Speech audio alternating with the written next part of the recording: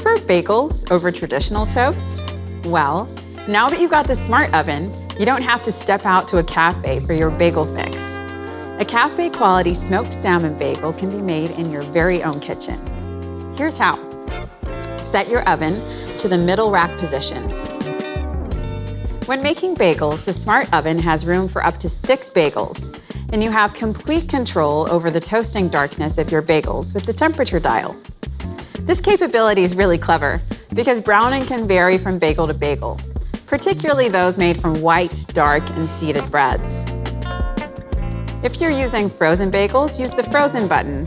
When it is activated, it reduces the oven temperature and extends the timer slightly to ensure the bagel is heated thoroughly without burning the outside and without constant monitoring.